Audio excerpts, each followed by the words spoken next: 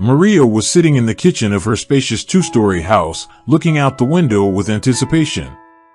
Next to her, her 5-year-old son, Jared, played in a high chair. Maria was making salad for dinner, but she kept looking out into the yard. Her husband was about to arrive, so the young woman tried to finish cooking quickly so that she could go out to meet him. She knew it was better not to make Michael angry. After work, he was often in a bad mood, and for some reason, he always took his anger out on her. They were both in their early 30s and married for almost 6 years, but they had never been truly happy. Michael was a successful entrepreneur who owned a chain of car dealerships. He was tall, handsome, and wealthy. The man knew his worth and was very careful about his environment. There were no random people around him. It was very surprising for Maria when, out of all the female employees in his office, he noticed her. Maria had just got a job in his company as a manager's assistant and couldn't even think about starting an affair with her boss. But something had attracted the businessman so much that almost immediately after they met, he invited Maria to dinner and then offered her a real, serious relationship. Maria was flattered. Michael's feelings looked sincere, and besides, he wooed her in a very beautiful way. A basket of fresh flowers appeared on her desk every day, mostly roses of different types and colors. Michael was an experienced businessman, and he knew how to charm people, so it didn't take him long to charm a modest young girl who grew up in the province. She gave in to her feelings, and a tumultuous romance burst out between the young people, which soon brought the businessman and his bride to the altar. On the wedding day, Maria felt like the happiest girl in the world, and Michael, despite the displeasure of his parents, sincerely swore before God and witnesses that he would take care of his beloved wife until his last breath. However, the idyll in their family didn't last long. 6 months later, the first quarrels began to erupt between the spouses.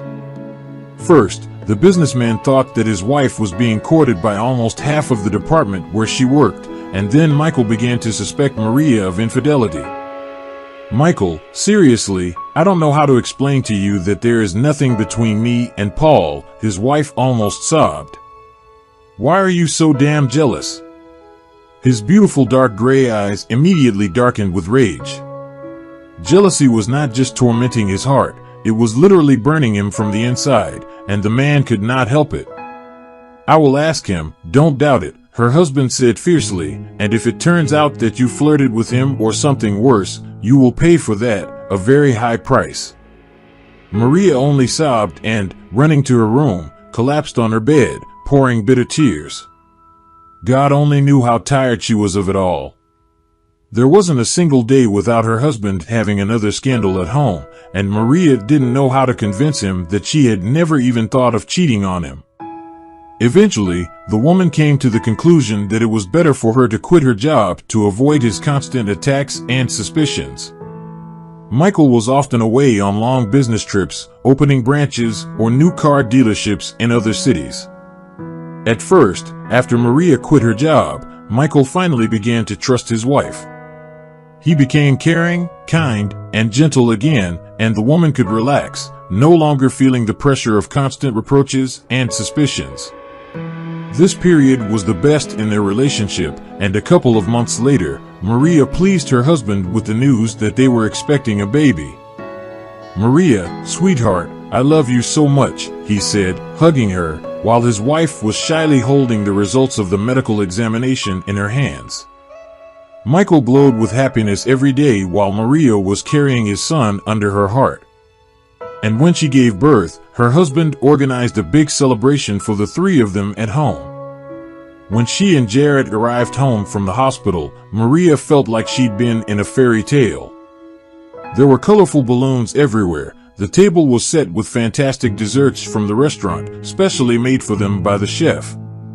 Michael, this is so amazing, but it must be extremely expensive, Maria said. It doesn't matter, her husband shook his head. You deserve it, Maria. You're the best wife in the world. Forgive me if I didn't notice it before. For years had passed, but their family life had not improved. A short period of joy lasted only a year or so, and then, alas, everything became the same as before. Michael began to suffer from jealousy again. Son became the only joy for a woman, and Maria was ready to do anything to raise her boy a decent man, not a tyrant like his father. That evening, when Maria was making dinner, her husband called her and told her in a harsh voice that he would be home very late. "Go to bed without me, we'll talk in the morning." Worried by the harsh voice of her husband, Maria felt a strong anxiety. What happened? Why was he talking to her so strangely? After putting Jared to bed, the young mother tried to fall asleep herself, but she couldn't. She suffered from insomnia until the morning. Maria shuddered with a bad feeling when she heard her husband open the front door. A moment later, an angry Michael burst into the room. He stared angrily at his wife. "Michael, Jesus Christ, what happened?" the woman cried out in horror. The businessman shook his huge fist in front of Maria's face, holding his cell phone. "Someone sent me a message yesterday, a very interesting message," Michael said ominously. "And it clearly says that Jared is not my son. What would you say to that? Here, look." "You're shameless." The woman didn't understand anything, shifting her gaze from her spouse to the phone and back again. Her heart was pounding in her chest so fast that Maria felt as if it were about to jump out. She was getting really scared.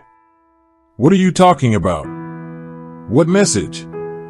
Maria inhaled the air with her nose and immediately recognized the monstrous odor of alcohol. "Are you drunk?" The businessman pretended not to hear the last question.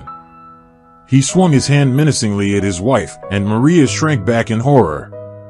"You have no idea how much I want to hit you," he yelled. "Michael, stop it. Think about your son, about my son," the businessman shouted and pulled his face so close to her that the woman almost vomited with fear. "So that's what I'm asking you about. Is Jared my son or not?" Maria felt her lips trembling. "Of course, he's your son," she stammered. "How could you even think? Jared looks like your father," she tried to justify herself. "You told me that, remember?" Michael ran up to his wife again. "I'm often away on business trips, sometimes I haven't been home for weeks," the man's face twisted with anger. "So while I was working, you were having fun with your lovers and got pregnant by one of them?" Maria was shaking with fear. She pulled together the remnants of her dignity and said quietly, "You can think whatever you want, but Jared is your son. I have nothing more to say to you." Maria looked at her husband with eyes full of contempt, and it made the businessman furious. "So, you are not going to tell me the truth, then get out of my house and take your son with you." It felt as if something inside her had sharply broken off. She lost her balance and slowly slid down the wall. The woman didn't understand why her husband had such terrible suspicions of infidelity in his head, but she knew for sure she would not tolerate such behavior any longer. A couple of hours later, she was already standing at the bus station, buying tickets for her and Jared to her hometown. Maria struggled to hold back her tears as she and her child were literally left without a livelihood. Michael blocked her bank card as soon as she left the house, and the woman was left with only the money she had been carefully saving all this time. The reason why the woman didn't stay in the city was clear. The money she had wouldn't even be enough to rent a comfortable room, not to mention a whole apartment. Maria spent her childhood in the orphanage and always considered this time to be the darkest and most difficult in her life. Her peers didn't like her because Maria always did her best to do well in school and was too decent and too serious. Therefore, young Maria was constantly bullied by her peers. In the last year before graduation, she literally counted the days until the moment when she could finally leave the walls of the orphanage she hated so much. When that day came, the state provided the girl with an old house on the outskirts of the town. Seeing it for the first time, Maria almost cried. Not only was the house as small as a barn, but it looked like it was about to collapse, rotten floorboards, moldering walls, and it seemed like the roof was about to cave in. These were the conditions in which the girl had to live. In the fall and winter, the wind penetrated through the huge gaps in the walls and windows, and Maria had to sleep in her outer clothes and 2 pairs of woolen socks. Soon Maria decided that she needed to look for some affordable housing in the city because it was very difficult and expensive to get to work in the metropolis from the suburbs. There was only one bus on that route, and she had to wait for it for hours every day. Of course, this could not be an excuse for being constantly late to the office. So, as soon as Maria got a job at Michael's company, she immediately started looking for an apartment in the city, and fortunately, she quickly found a suitable option. After the wedding, Maria moved into her husband's mansion. Silver suburban home had long stood lonely and neglected. At some point, the roof and walls rotted so much that one autumn day it literally collapsed. There was no point in rebuilding it, so Michael suggested that Maria sell the land where the house was. Her husband decided to invest the money in his business, explaining that he was taking care of their family's well-being. Maria agreed at that time, but now she regretted it terribly. Having obeyed her husband's orders, she was left without a place to live. Maria and Jared wandered the streets for several hours, hoping to find a house or room for rent. Finally, they were lucky. A mother and son stopped near the local post office to get some rest on a bench, and Maria noticed an elderly woman in her 60s putting up a small advertisement on a bulletin board. She was renting out a room. "Excuse me," Maria approached her, "I see you're renting a room. My son and I need a place to stay." The woman turned around and looked intently at the businessman's wife and her child. "Well, if the price suits you, then move in. I see you and the boy are going to stay here for a long time." "How do you know?" Maria asked curiously. The elderly woman smiled kindly. "Oh, don't be so worried. I'm old enough, and I've learned to notice some things that tell me more about people than their words. Come on, let's go to my place. I'll show you the room and make you some hot tea. You must be tired after the long journey." Maria thanked her new friend and, taking her son by the hand, followed the woman. Her name was Hannah, and she was a very wise woman. She didn't ask Maria any questions, believing that she would tell her the reasons for her relocation if she wanted to. Over time, the women became friends and even tried to help each other with household chores, whether it was cooking or going to the store and pharmacy. They talked a lot in the evenings over a cup of tea, and Hannah, having learned the whole situation of her guest, sincerely sympathized with her. The elderly landlady treated Jared almost like her grandson. She had no children, and her husband had died 4 years ago. Maria and her son had become almost like family to the old woman, and Hannah was glad to have such wonderful people in her life. 6 months passed. During this time, the young mother managed to adapt to life in the suburbs, although it was not easy for her at first. Maria even managed to erase her villainous husband from her memory. For all these 6 months, he didn't bother to visit his wife and child, and he didn't even call them once. The only thing he did was send a message asking for the address where Maria now lived. The businessman wanted to send her a notice of dissolution of marriage by post and also warned her not to even try to claim a share of his money. "You are such a..." Maria wrinkled the kitchen towel in rage. "Always thinking only about money. Don't worry, I don't need your millions." She was not going to humiliate herself and ask for child support. The young single mother decided that she could cope with everything on her own. Maria got a job at the local post office, and while she was at work, Hannah babysat her son. The old woman was happy to play with the boy, especially since Jared was always a very calm and obedient child. Once, the child had a strange rash on his body, and Maria decided to go with him to the city to the pediatrician. She took a day off and went to the bus station with her son, but she was a little late. The bus left without them, trying to hitch a ride. The young woman went out on the highway. A dozen cars passed by Maria without even slowing down, and the young mother began to worry. What if they would be late for the doctor? Suddenly, the first sounds of thunder rumbled somewhere nearby, and a few minutes later, a cold rain began to drip. Maria and her son hid under the roof of an old bus stop and waited for a car to pass on the deserted road. The next bus would arrive in 2 hours, and the rain was getting heavier, threatening to turn into a real downpour. When a rich motorcade of 3 jeeps suddenly stopped near the young woman, she was surprised. The passenger door of the car in the middle opened wide, and someone called out to her insistently, "Get in, lady. I'll give you a ride. The downpour is about to start, and you're with a child." It was a female voice, and for some reason, it sounded very familiar to Maria. The young mother decided not to ignore the offer and hurried to get into the car herself, and then sat Jared down next to her. Only then, fastening her seatbelt, Maria turned her face to the owner of the car to thank her. At that moment, Maria froze. Her face turned white as if she'd seen a ghost in front of her. Little Jared was the first to notice the oddity. He shifted his eyes from his mother to the stranger's face, confused. "Mommy?" he asked Maria, and then turned to the owner of the car, "And here's Mommy too."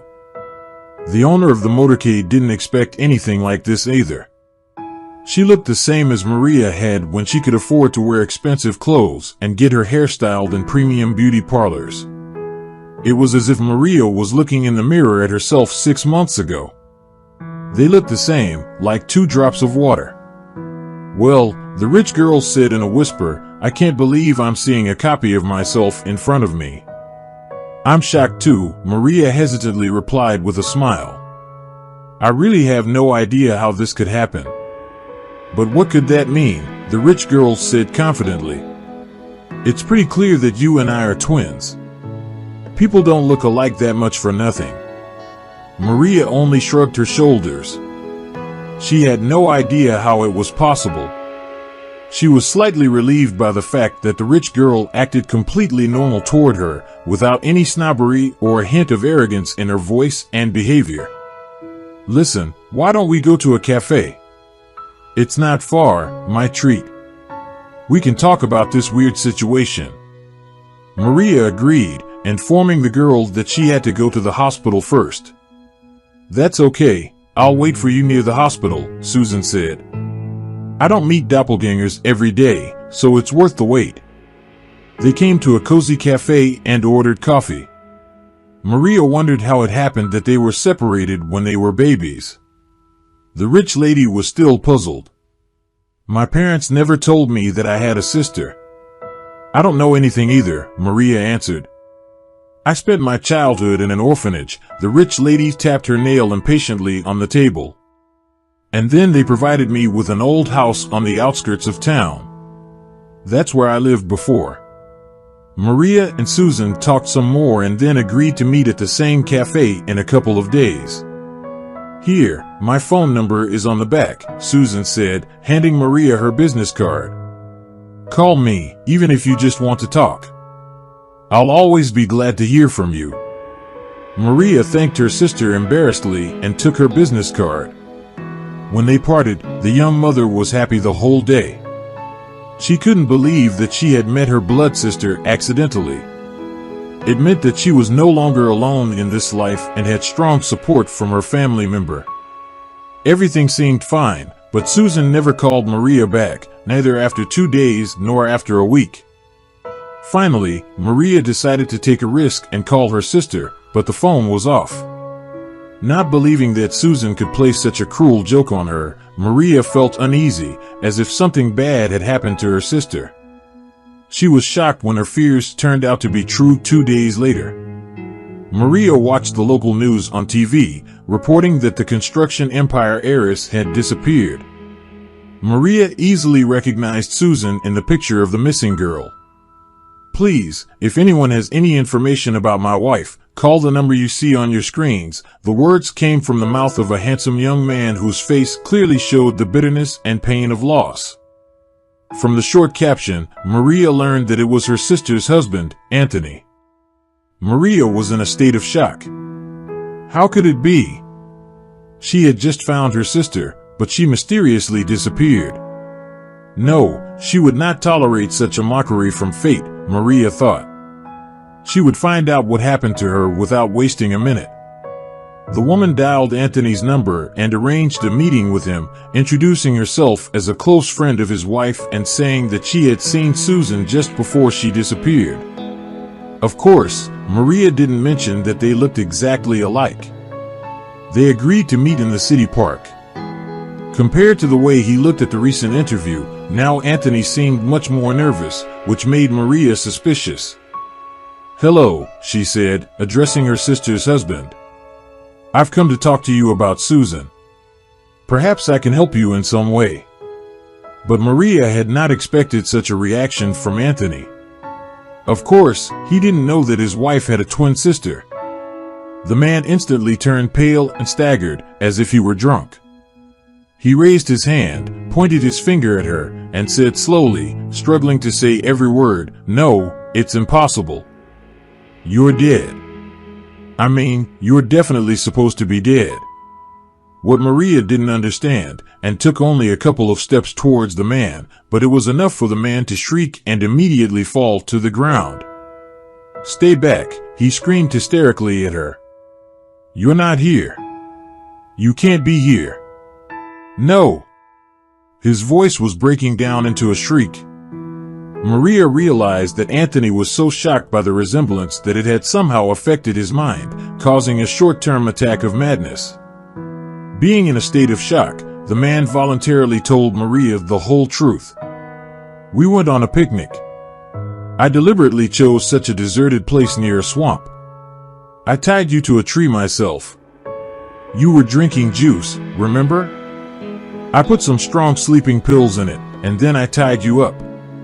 You couldn't survive, you just couldn't." Maria realized that Anthony had faked his wife's disappearance, leaving her somewhere in the swamp to be eaten by predators, and then called the police and an ambulance. The young mother sat down on a bench. Her impressions of what she had heard were too strong. Anthony shouted in madness that he was only interested in the money of Susan's parents. When the police and paramedics arrived and found out what had happened, Anthony was immediately taken to the hospital and from there to the police station for interrogation. By that time, the man had almost come to his senses and told the police about the place where he had left his wife tied to a tree. Search parties immediately headed for the swamps, but when they reached the spot, they found only cut ropes around the thick pine tree to which Maria's sister had been tied. "I'm afraid there's nothing we can do," one of the rescuers told Maria. Judging by the ropes, Susan managed to break free. However, there are swamps everywhere. She could have stumbled, bogged down, and drowned. Otherwise, we would have found her by now. But Maria didn't want to believe her sister was dead. She felt in her heart that Susan was alive. But in this case, there would surely have been traces of her near this place, Maria objected. The flattened grass, the low shrubbery would have been broken. It's unlikely nature regenerates quickly in these wildernesses. Besides, we don't know how long she stayed tied up. Maybe Susan broke free a couple of hours after her husband left, or maybe a couple of days later. Eventually, the young woman decided to go looking for her sister herself, and after taking a few days off, she started searching the neighborhood. She still had hoped that she would find her sister. Maria spent the next few days in search of her sister, and finally, she found the house of an old witch doctor. According to rumors, she had recently rescued and was nursing some girl. The old woman opened the door and immediately realized that Maria was a relative of the sick lady. Letting Maria in, she walked her over to Susan, who was delirious on an old bed. "Here, I found her in the swamp," the old woman told her in a creaky voice. "She's got a fever." The old woman glanced at Susan. "It's a miracle she didn't die," the witch doctor added. "I gave her a potion, but she still can't calm down. She kept calling for some Anthony." Maria nodded understandingly. "Anthony, her husband," she explained. He's the reason she's in such a terrible situation. Well, that's what I thought, the witch doctor answered. She mentioned Anthony in a very negative way. Maria gently shook the woman's dry, wrinkled hand. Thank you. I'll take my sister back to the city right away. Once she was sure that Susan was okay, Maria exhaled with relief. Too many things had happened to her lately, and she needed some rest. When the paramedics transported the woman to the hospital, Maria began to visit her daily and take care of her sister. Maria was over the moon when her sister finally came to her senses. Susan, thank goodness. I was so worried about you. Maria, my dear, where am I? Maria explained the whole situation to the girl. Susan nodded and said in a weak voice, when I woke up, at first I was screaming, calling for Anthony. I didn't understand what had happened to me and why I was tied to this damn tree. Susan wiped away the tears coming to her eyes. Then I realized it was him, Maria. I was so cold, I was so scared. I spent the whole night there. I thought I would either die of fear or wild predators would come and eat me. And then, in the morning, I realized that I had an old pocket knife in my jacket. I used it to cut the ropes. But I was not myself by that time. I guess the fever had finally conquered me because I don't even remember how I met that elderly woman. It's okay, sweetheart, it's all over now, and that jerk Anthony will be in jail for a very long time. Maria stroked her hair. You're safe now. Get well and don't think about anything bad again. However, Susan took Maria's hand and said quietly but insistently, we need to call a private detective. He said he found some information about us. Maria called the detective at the number her sister had dictated to her and waited anxiously for him to answer the phone. In fact, they both really wanted to know the whole truth about themselves. So, girls, according to my information, both of you spent the first months of your lives in an orphanage, the detective told them. Your biological mother, Veronica, came to the city with her fiancé, Frank. They wanted to start a new life here, but Veronica met another man, even though she was pregnant. How could that be? Maria was upset. But she loved her fiancé, and they both wanted to have a baby, am I right? Alas, I don't know about that, the detective answered honestly. Alas, I don't know about that, the detective answered honestly. All I've been able to find out is that your mother died in childbirth because of severe bleeding, and there's no information about Frank, so you were left alone in the maternity hospital to the mercy of fate. A hospital midwife took you to the local orphanage there. Susan was adopted by a wealthy couple from the capital. She was about 6 months old at the time. Maria sighed heavily. She realized that she was simply unlucky, unlike her sister. She had never been adopted, and Susan's parents probably didn't even know that she had a twin sister left in the orphanage. Well, I guess that's my fate, Maria uttered with a sad smile. Then they said goodbye to the detective. The main thing is that we found each other after all these years. That's a real miracle, Susan agreed. Now I'm not going to leave you alone, the girl said. You and my little nephew. I'll never lose you again. We'll keep in touch and visit each other. You and Jared are the only close people I have left after my parents died. I'm going to divorce Anthony as soon as possible. Let him think about his life in jail. Maria smiled through tears of happiness and warmly embraced her sister, whom she found after almost 20 years. After this conversation, the women hugged each other tightly, and Susan went back to the city. Several months passed. It was autumn, and the nights were getting increasingly cold. Maria and her son were still living at Hannah's house and were quite happy with the way their lives had changed. Maria was now friends with Susan, and the sisters really enjoyed each other's company. Of course, Maria was a little upset after learning the truth about their mother, but she tried not to pay too much attention to it. After all, she couldn't fix anything. And soon something happened that completely changed Maria's life. It all started on a rainy evening when suddenly someone knocked insistently on Hannah's door. The elderly landlady and Maria were having tea at this time and were not expecting anyone. Who could it be so late at night? Hannah asked anxiously and looked at the front door. "I'll open it, if you don't mind," Maria offered. "Maybe someone needs help. There's a highway nearby. Anything could happen." When Maria opened the door, she was surprised to see a tall, broad-shouldered man covered with mud from head to toe. The stranger looked at Maria with a guilty smile. "I apologize," he began. "I know it's very late now, but I just don't have anyone else to turn to." "What happened?" Hannah asked as she approached them.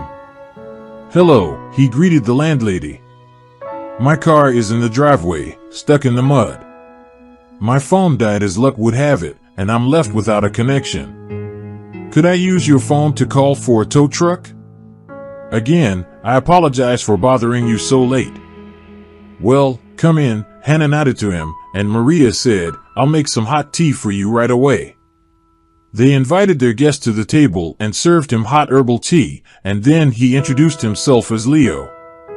As it turned out, the man came to such a remote place to visit his elderly father, who was left all alone after the death of his wife. "He's still healthy," the man proudly told about his father, "but still, from time to time, he has some health problems, and he absolutely refuses to move to the city." The man smiled slightly at Maria, and she felt her heart tremble at that kind and pure smile. "So, I visit him when I have time and energy. I work as a driver," Leo added, taking a big sip of tea.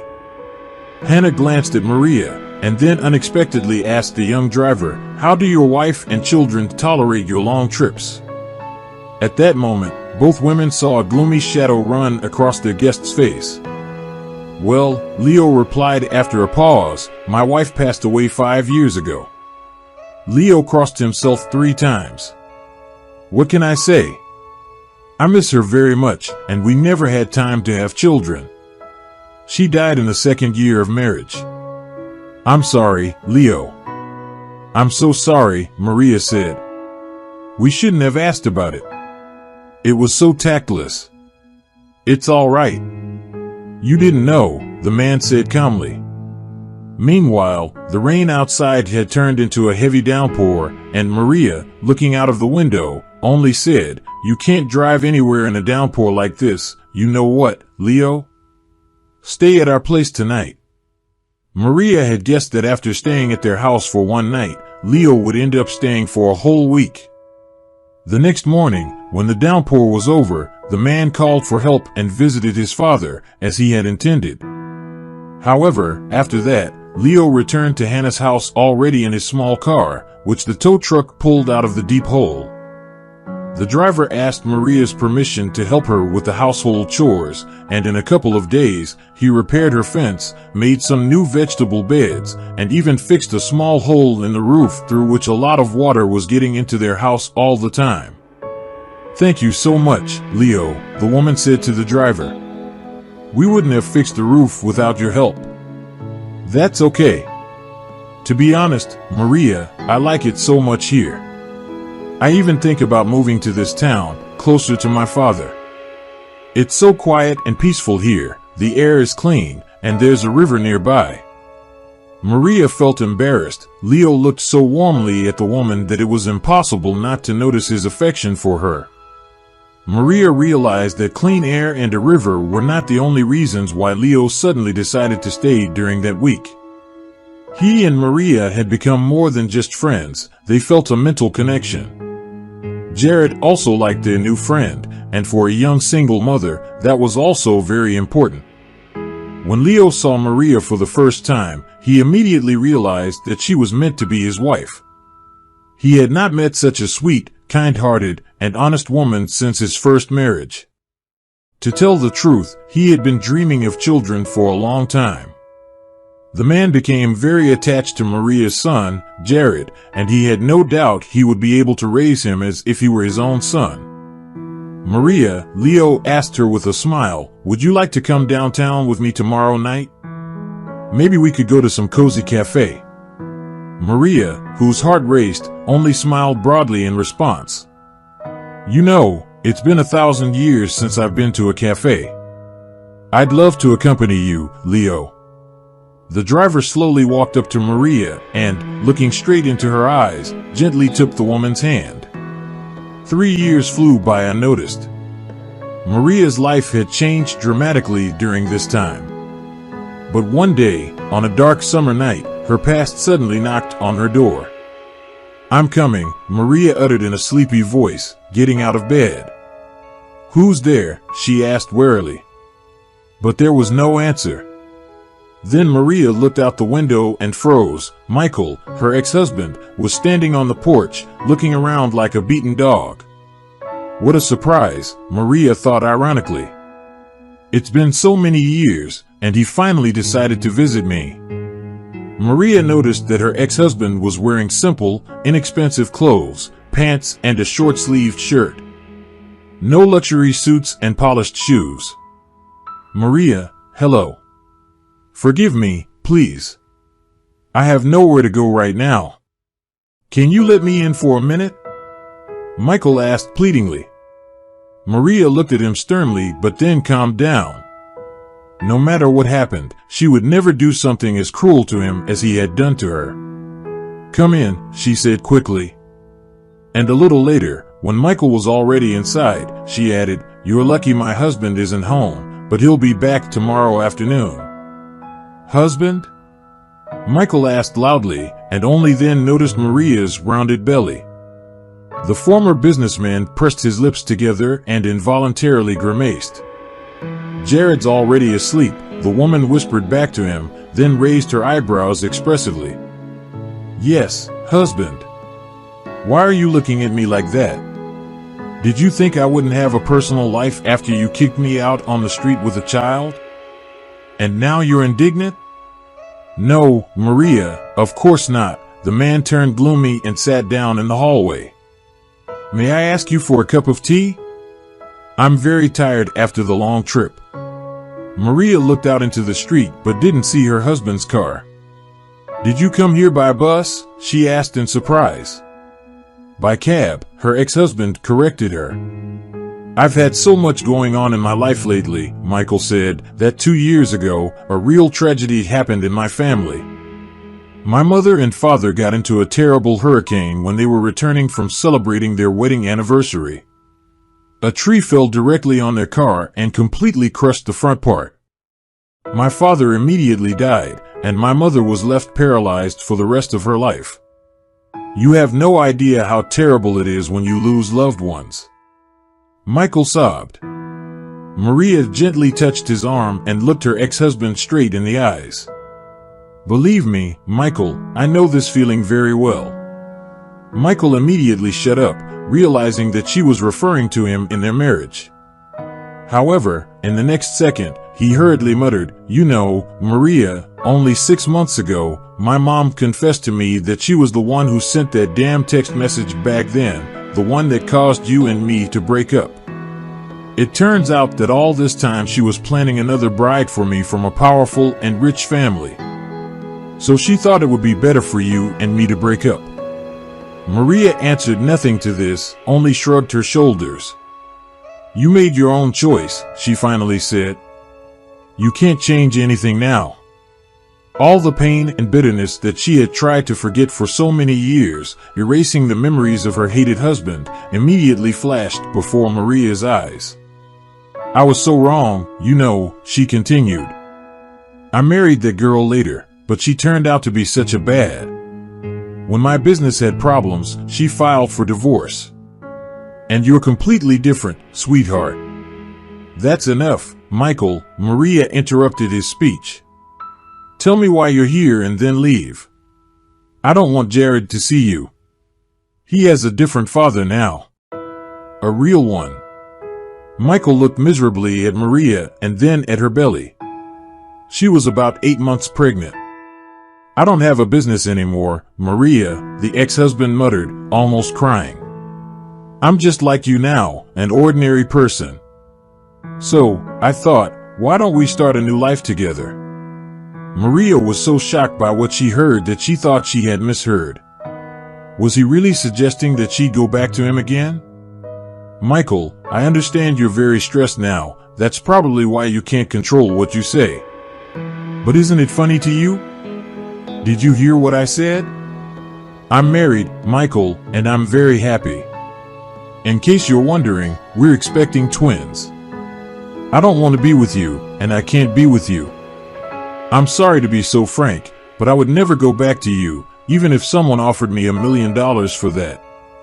You're a cowardly and mean-spirited man, Michael, and fate has punished you for your indifference. Michael, listening to his ex-wife, cried and shook his head in agreement.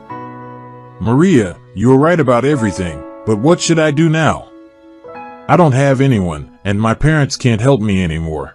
But what do you want from me? Maria interrupted. I won't give you my son, don't even dream about it. You kicked him out yourself, remember? And I don't have the money to invest in your business. Forgive me, Maria. Michael collapsed at her feet and sobbed for a long time before she was finally able to push him away. The next morning, he silently got up and ordered a cab back to the city, looking at Maria one last time and thinking about what his life could have been like. Michael smiled sadly to himself and got into the car. Goodbye, Maria, he whispered silently. Now she was finally able to let go of her past, spread her wings, and fly into a bright future. A few hours later, a familiar car drove up to a large two-story house. Susan had given the newlyweds this beautiful house as a wedding gift. Maria had not expected such a rich and generous gift from her sister, although Susan had hinted a month before the wedding that she would not allow her and her husband to live in the old house. Maria, my love, I'm back. Leo shouted cheerfully to her, smiling and opening his arms to his wife. Maria instantly found herself in his arms and kissed her husband gently on the cheek. How are you doing? Missed me, I hope, he asked with a smile. Your face is so pale today. Did you cry? Something happened? Did someone hurt you? Marie only shook her head negatively and snuggled happily against her beloved. No, Leo, of course not. Who can hurt me now? The best man in the world is by my side. You are my heart, my love, and my only family. Thank you for joining us today on Deep Stories. Be sure to like and subscribe and hit that notification bell so you don't miss out on our next video.